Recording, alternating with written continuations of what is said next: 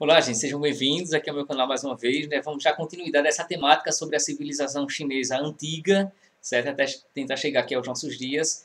E a gente, quem não assistiu o primeiro vídeo, assista o primeiro vídeo, porque aqui já é uma continuidade, é o vídeo 2, a aula 2 sobre a civilização chinesa, certo? E nós terminamos, né, o vídeo 1 falando sobre o primeiro imperador, né, o Shi Huangdi.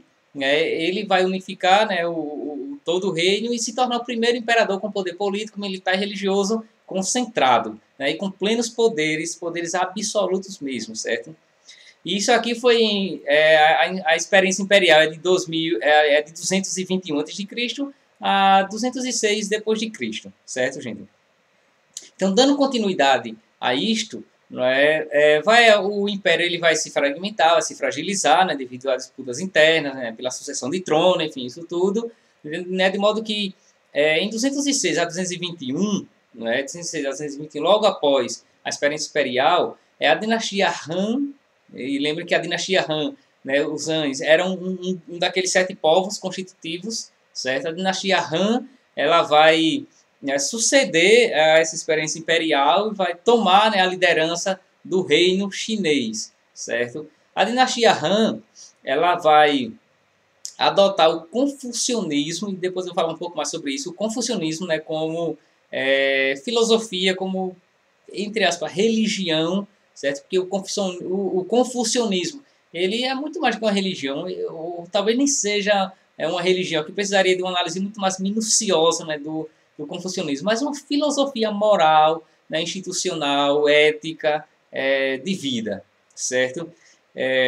Nessa época, né, da dinastia Han, e aqui 206 a 221 já depois de Cristo, né, a gente aqui na sucessão cronológica do tempo, certo?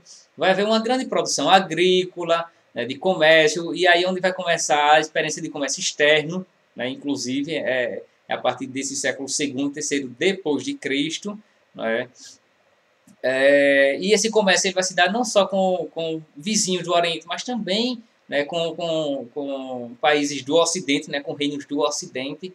Né, é a partir daí que o comércio chinês começa, de fato, a se expandir, né, para fronteiras, né, muito além do continente asiático.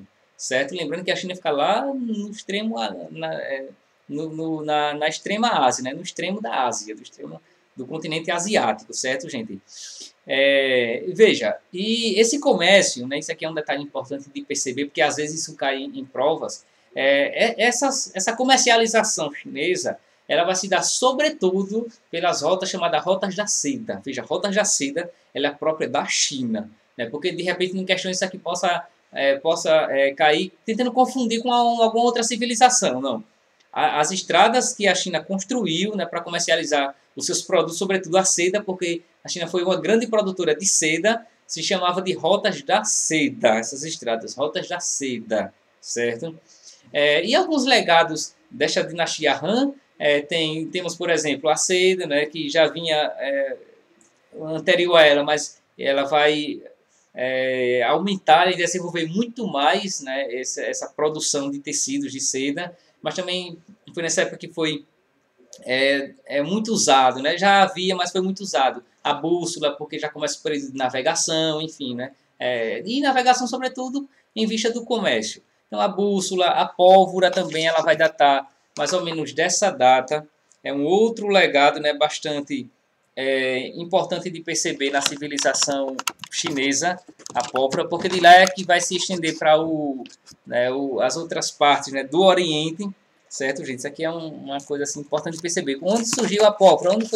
Onde foram as primeiras experiências com a pólvora? É na China. Data de lá. Inclusive a bússola é um legado, né? A bússola é um dos legados da China. Né? Depois da experiência chinesa e quando a China começa a ter contato com outros povos, é que vai se disseminar, né, para os demais povos. Mas a bússola é um legado, né, chinês, certo?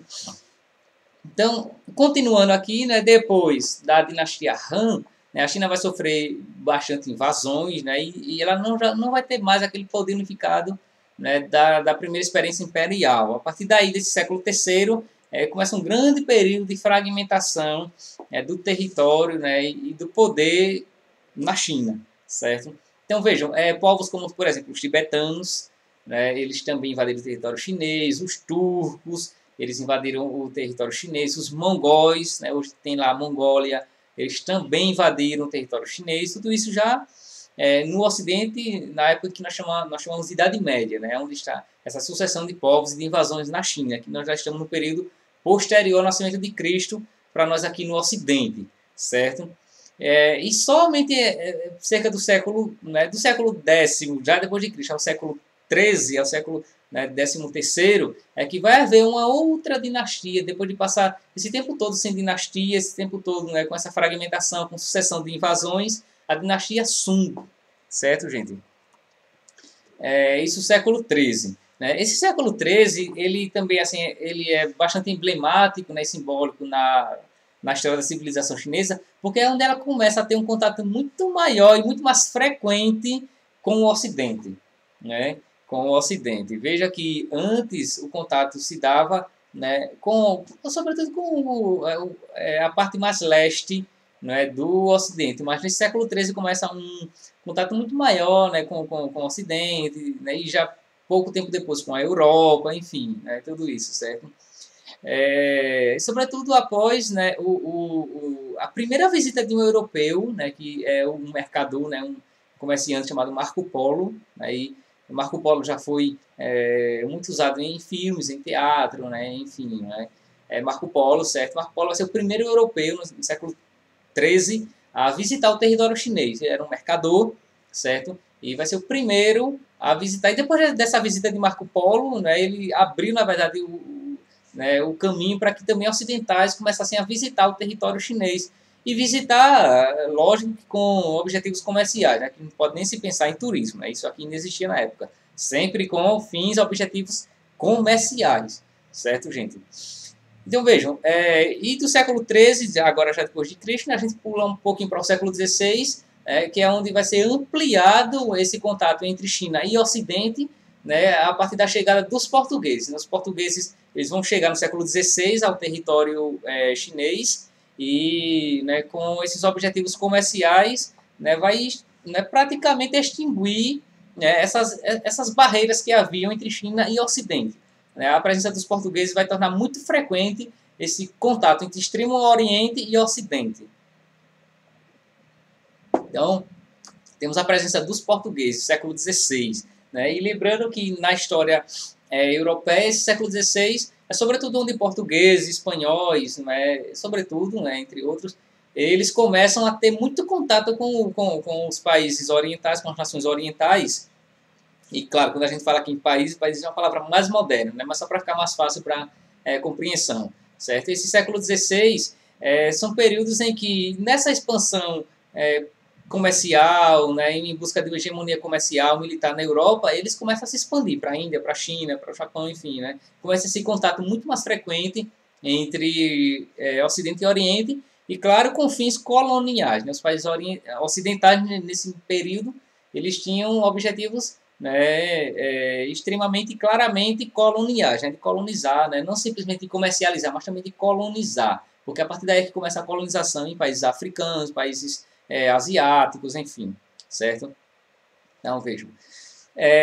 Vindo mais um pouco, né, próximo agora na linha do tempo, no século XVII, do século XVII ao século XX, né, a China ela vai ser, né, vai haver uma outra espécie de unificação, mas dessa vez pelos povos manchus. Né? Os manchus eles vão formar uma dinastia, a dinastia Manchu, né, que vai dominar o território chinês, e isso vai durar, né, do século XVII até agora o século XX, né, no ano de 1912.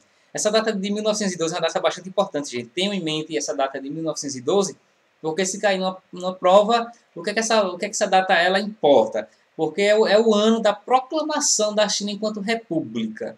A China se torna uma república no ano de 1912, certo? Uma república, coisa pública, 1912.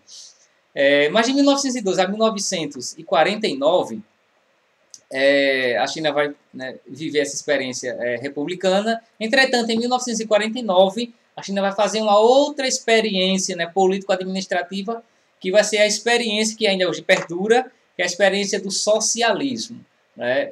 Em 1949, termina o período republicano chinês e começa o período comunista na China, com um governo comunista, um governo unipartidário, como ainda hoje é, em 1949, né, onde acontece a chamada Revolução Comunista Chinesa, ou Revolução Socialista, certo? Quem vai liderar essa revolução para a implantação do comunismo enquanto sistema de governo é Mao Tse-tung. Né? Mao Tse-tung é o responsável pela implantação do socialismo na China. Né? E o socialismo até hoje vigora enquanto política de Estado. Embora economicamente a China ela não é mais um governo socialista, economicamente ela não é, ela é politicamente. A estrutura política da China é socialista. Né? E por que ela é socialista? Porque ela tem uma estrutura unipartidária, é o único partido, é o Partido Comunista Chinês. Desde 1949, apenas ele, não há essa questão de sucessão de partidos ou alternância, eleições diretas, isso aqui inexiste. Né? Muitos chamam isso de ditadura, uma ditadura unipartidária. O fato é que com a Revolução Socialista em 1949, né, com Mao Tse-tung, vai haver de fato assim, períodos muito sangrentos na história chinesa, períodos de muita fome, né, de muita guerra interna, né, e a estimativa, né, segundo os historiadores que estudam regimes totalitários, é que na Revolução Comunista Chinesa foram mortos cerca de 65 milhões de pessoas. Né, e lembrando que a China é o país mais popular, né, do mundo, né, com uma população que está quantificada em cerca de 1 bilhão e 300 milhões de pessoas. E nesse período, né, de implantação do comunismo, foram cerca de 65 milhões de pessoas que foram assassinadas em nome da implantação do sistema. E hoje a China ela vive de fato isto, né, um sistema político comunista, entretanto, né, uma economia mais aberta ao capitalismo. Né? Muitos chamam isso de capitalismo de mercado, ou uma economia mista, né, onde ela conserva princípios socialistas, mas na prática, pragmaticamente, é capitalista, certo? Embora esse capitalismo é um capitalismo sob controle do partido, né, porque não há, de modo algum, uma experiência de liberalismo econômico na China, isso ainda existe, né, tudo é controlado pelo governo, né, o governo controla a informação, controla a economia, controla a vida privada, enfim, isso é próprio do regime socialista. E na China ainda hoje é dessa forma, certo? Até quando vai durar não sabemos, mas hoje, desde a Revolução até hoje, são algumas das características políticas da China, certo, gente? Tem o Mao Tse-tung. Então vejam, aqui nós terminamos esse passeio cronológico, né, desde lá 5.000 a.C. até agora com a Revolução Socialista e os dias atuais. Né? O governante atual é o Xi Jinping, certo? E veja, agora eu quero trazer para vocês alguns aspectos da antiguidade chinesa. Primeiramente, o aspecto social. Veja, social político, né? A sociedade, como é que estava estruturada a sociedade chinesa na antiguidade? Veja, ela era uma sociedade também, como todas as outras já da antiguidade, se dividia numa pirâmide, né? Havia uma pirâmide social. Então, no topo da pirâmide estava o imperador, certo? Imperador, reis, né? Dependendo do período, teve período que foi império, teve período que foi reinado. Então, o imperador, depois os administradores, esses administradores eram também chamados de mandarins, certo? Depois a classe militar, né? Depois a classe dos comerciantes, depois o clero religioso, os camponeses e os artesãos. Né? Camponeses e artesãos estavam na base da pirâmide social, né? Eram as classes mais pobres. Certo? Então era também esse sistema piramidal, como todas as outras civilizações na antiguidade. Já em relação à economia e também à cultura chinesa, veja, os grandes produtos, né, que eles comercializaram bastante, né, com as regiões circunvizinhas e posteriormente também com países ocidentais, sobretudo tecido. Eles produziam muito tecido de seda, né, como já falei, tanto na primeira quanto nessa segunda aula, mas também produziram bastante objetos de porcelana, objetos de cerâmica, né, importaram também muito, né, coisas com seus ideogramas, que eram a escrita, né, que foi um outro legado chinês, uma escrita original, eles tiveram uma escrita bastante original, certo? Também inventaram sismógrafos, a matemática também, eles deram uma grande contribuição para conceitos matemáticos, né, isso aqui é um outro legado no âmbito cultural são conceitos matemáticos, bússola, como já falei para vocês, pólvora, relógio, calendário, acupuntura, enfim. Também fizeram experiências de medicina, né, cirurgias, enfim, né, são alguns dos legados da China antiga, certo, gente? Em relação à religião, veja, na religião, o aspecto religioso da China eram sobretudo em uma dupla opção. Tinha o taoísmo e o confucionismo. O taoísmo ele foi fundado, né, por Lao Tse. Lao Tse ele cria o taoísmo, né? A palavra Tao significa caminho, né? Era um caminho espiritual, né, que essa religião taoísta ela propunha. É um caminho de harmonia consigo mesmo, harmonia com a natureza, enfim. Tudo isso nós estamos aqui no século VI a.C., o taoísmo com Lao Tse. E nesse mesmo século VI, né, contemporaneamente a Lao Tse, nós temos uma outra grande figura que é Confúcio. Confúcio ele viveu no século VI, né, no ano 551 ao ano 439. Ele também tem muita semelhança com o taoísmo, certo? Mas algumas diferenças. Veja, o confucionismo, né, Confúcio ele pregava o respeito à tradição, isso aqui era uma coisa muito forte, e ainda é muito forte, né, no confucionismo, o respeito à tradição, ou seja, era uma religião, né, ou uma filosofia, né, de vida bastante conservadora nesse sentido. Né? O Confúcio achava que tinha que conservar a memória dos antigos, né, os feitos dos antigos, para poder inovar de modo lento, né, de modo gradativo, sem fazer revoluções drásticas, né, ou muito súbitas.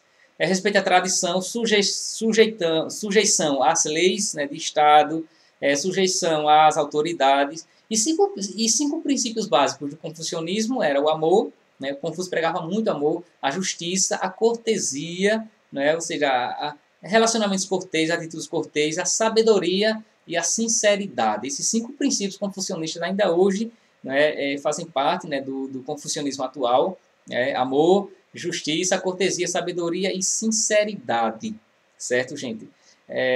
Só para colocar também aqui um paralelo, é nessa época em que vai ser escrito, né, por Sun Tzu, né, uma grande obra da antiguidade que é A Arte da Guerra, que é um livro clássico, A Arte da Guerra. Então veja, Confúcio ele é considerado por muitos, né, o maior pensador da China, o maior filósofo da China, Confúcio, século VI e V antes de Cristo.